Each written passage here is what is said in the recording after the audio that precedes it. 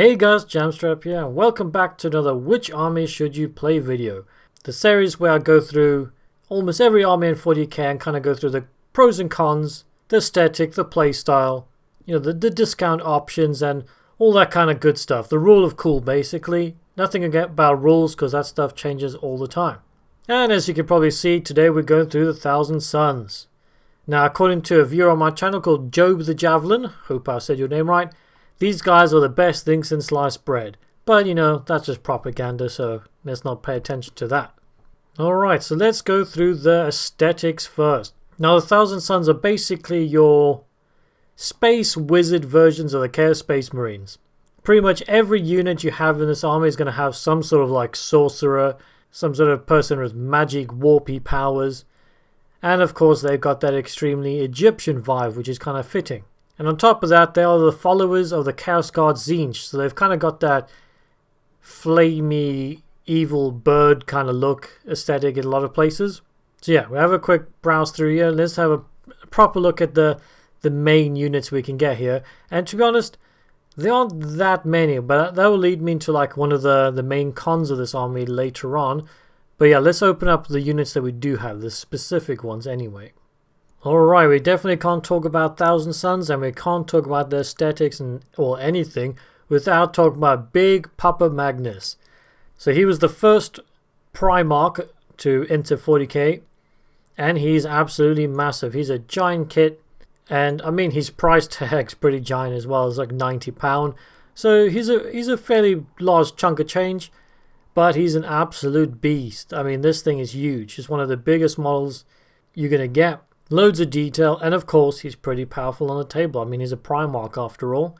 So if you want a giant display piece, this is the guy for you right here. If you got the cash, of course. And this is kind of like what you're looking at with the Thousand Sons. That kind of like Egyptian magical bird kind of thing going on. This is what this is all about. Next up we got the man, the myth, the legend, Ahriman himself. Now he's one of the biggest characters in the lore, well plus Magnus of course. So it's really cool that you get this guy, and he's, I think, one of my favorite models in the 40k world, on the Chaos side anyway. I'm thinking about buying this guy just to use him as a normal sorcerer for my Chaos Space Marines. Thousand Sons, absolutely loads and loads of detail. I think painting wise it can be kind of a challenge. If you don't really want to be painting loads of detail and trim and bones and feathers and stuff like that, it'd probably get on top of you, but to be fair, it's not a massive horde army, so it wouldn't take you like forever to paint up like thousands of models, depending on the kind of playstyle you want to go, I guess. But yeah, that might be a pro, might be a con. It's not the most simple army to paint in the world, that's for sure.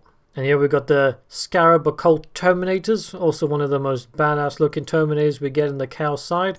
Like I said, the whole Egyptian kind of vibe, loads of detail.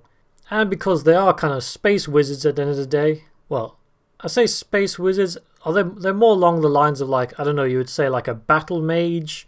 They're great at combat. I mean, they'll kick anybody's ass in combat, but they're also super amazing at the psychic phase as well.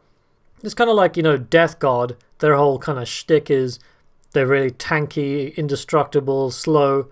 And the whole kind of theme for Thousand Sons is the whole magic and witchcraft and all that kind of stuff. Now, in every single one of your kind of infantry troop choices, you got the option to build a sorcerer. So you got your 4 normal Terminators here, and then you get like your little sorcerer leading them as well. And the same thing for your Rubric Marines. I can never get that out. Once again, you got all your normal kind of Marines here with the like warp firing bolters and all that kind of stuff, but they can also be led by sorcerer. So once again, almost every unit you have can be pumping out quite a lot of magic. And like I said, Ahriman and Magnus are probably 2 of the most powerful psychers in all of 40k, so yeah, you're definitely going to be cranking it out. Now, moving away from the actual dedicated Thousand Sons models, then you just kind of got your standard Chaos Space Marine stuff. You got a Chaos Land Raider, your occultists, then of course you get your Tzeentch demons, which you can add in, all your weird flaming kind of dudes, you got rhinos, all this kind of stuff's not really that special to Thousand Sons, but at least you get the options, and I don't really feel like it fits their aesthetic all that well, but it's okay. The only thing that is kind of a bit weird is the Mutalith Vortex Beast. This kind of, I think this actually was an Age of Sigmar first, and then they brought it over to Thousand Suns, kind of like a Zinchi monster, but I don't know if it really fits the aesthetic of 40k. I mean, yeah, I guess if you're bringing loads of demons and stuff, then yeah, it will definitely fit in, and it's an awesome mod. Looks really fun to paint. Super disgusting as well. All this like slimy tentacles coming out of there. Yeah, it's definitely an interesting model, especially if you want to be painting. So yeah, painting wise, like I said, it can be a slightly above average skill level, depending on what you want to do. But there's a lot of variety. You can do some really interesting stuff. You got like magic flames, armor, trims, all that kind of stuff, feathers. So you're not really going to get bored. But like I said before, while I'm talking about aesthetics and all that kind of stuff, that's one of for me personally, I think it's a bit of a con, is you don't have too many choices in this army. I mean, if you compare to the Death Guard release, the Death Guard release has got like double, if not more, the options that Thousand Suns have, like specific models. They're not reusing stuff from Chaos Space Marines. I mean, you got the Zangors, you got Ahriman, you got Magnus the Red. They say you got the Terminators, you got your Marines. That's pretty much it, really. There's not much like specific stuff for them. I'm sure they will get some more stuff in the future, but right now, this literally is all your choices right here. There isn't that much going on. So I think that can. It's not really a massive con. Depends on what kind of variety you want in your army. And like I said, you can obviously bring in loads of Zinchi demons, and you can ally in with normal Chaos Space Marines and all that kind of stuff. But I'm just focusing on actual Thousand Suns right now. Another thing to know, kind of interesting fact, when it comes to the lore side of things, the Thousand Suns actually kind of got cursed like 10,000 years ago, whatever. I think Ahriman tried to help them out, but his spell kind of backfired, and inside this armor, they're actually just dust. So they're basically little walking automatons, or however you pronounce it. They're just magical dust floating around in robotic power armored suits, cracking out lightning bolts and warp powers and stuff like that. So that's a pretty cool thing as well. Like I said before, I don't know if I show you, these are Zangors here. So when you come to your playstyle, like most Marines, they can do a bit of everything. But yeah, you're probably going to want like hordes of Zangors rushing up the board. They're kind of like your cultists kind of thing, your meat shields. Then you got your Rubric Marines in the background, blasting away with their special bolters and flamers and stuff like that. And most of the time you're going to be cracking out spells. Like I said, that's their main thing. I mean, they got good AP, they got all that kind of stuff. And yeah, but the main thing when it comes to their playstyle, not so much about like what they're doing on the table, it's more about you as the commander of the army. That's what defines it. It's not like if you're playing Khorne, you just want to rush straight up the table and throw dice and hit people in the face. I mean, that's like a simple playstyle. Whereas Tzeentch, they have so many different like cults they can join in and like different psychic disciplines. You as the commander have to use your mind to play this army. You have to be thinking a couple steps ahead. You have to layer your psychic powers. You got to buff things in certain ways. You have to think about what you want to do next turn. It's definitely a mind game kind of play. Like I said, for me as a simple man, you know, I play ogres. I like big brutish dudes running across the table hitting things. There's not much to think about there. I mean, obviously I do like some more complicated armies as well. But with Tzeentch and Thousand Suns, you definitely have to kind of plan it out. You can't just build willy-nilly and expect to win that much. And to be honest, I think there's a lot of players out there that like that kind of skill level. There's a good skill ceiling right there, and you can learn a lot. Oh, I just realized there's a good set here that comes with loads of little wizards and sorcerers and stuff like that. I was wondering where those guys were. I couldn't find them before. So yeah, like I said, if you like mind games, tactics, thinking ahead, outsmarting and tricking your opponent, loads of magic powers, that kind of Egyptian theme and stuff like that, it's definitely the kind of play style for you then. I mean, like these exalted sorcerers here, absolutely badass kits over here. Seriously, really, really nice. So yeah, with the magic and the mind games and stuff like that, so what are the kind of weaknesses of the army?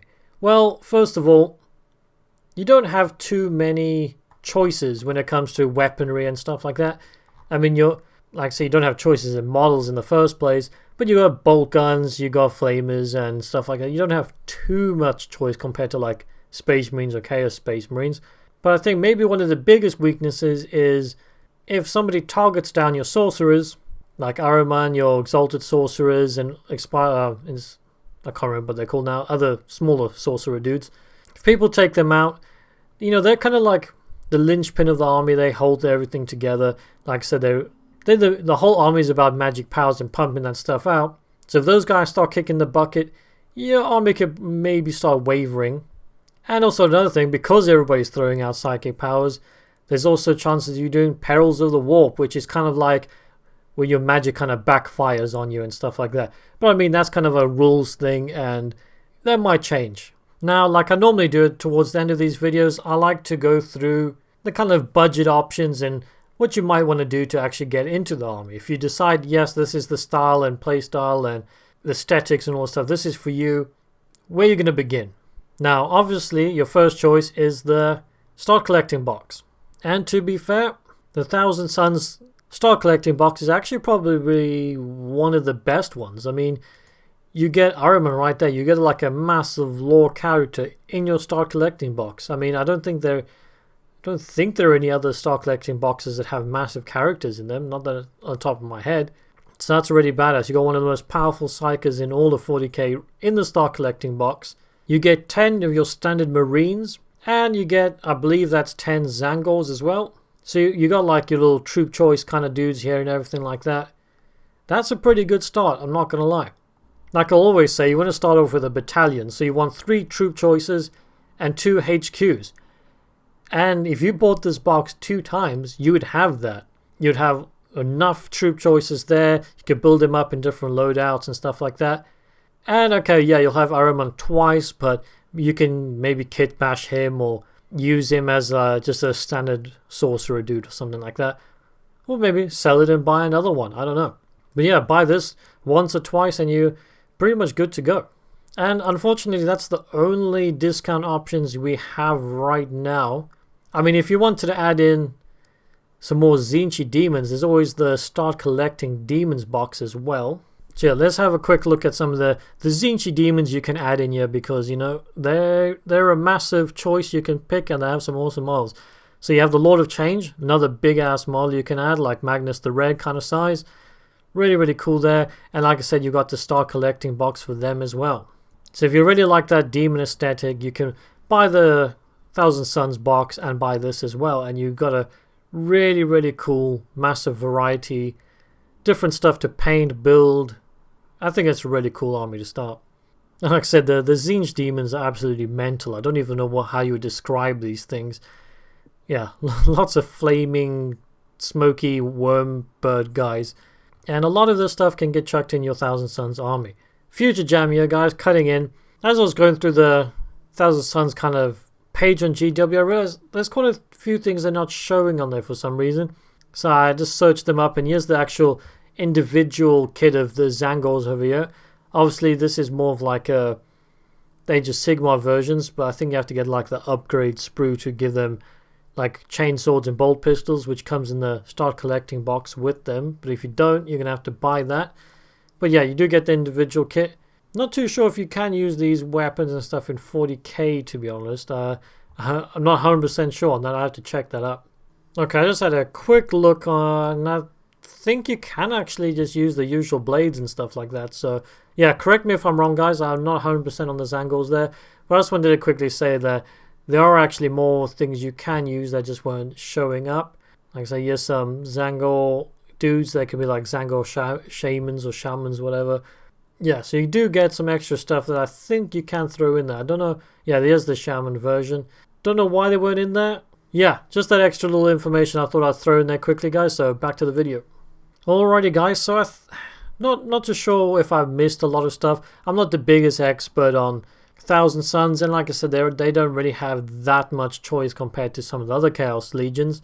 But for a brief kind of recap, if you enjoy that Egyptian aesthetic, loads of psychic powers, demons, everybody's like a badass battle mage. You know, they're warriors, but they can crank out mind bullets, you know, lightning, lots of mind games. You're always thinking ahead of your opponent.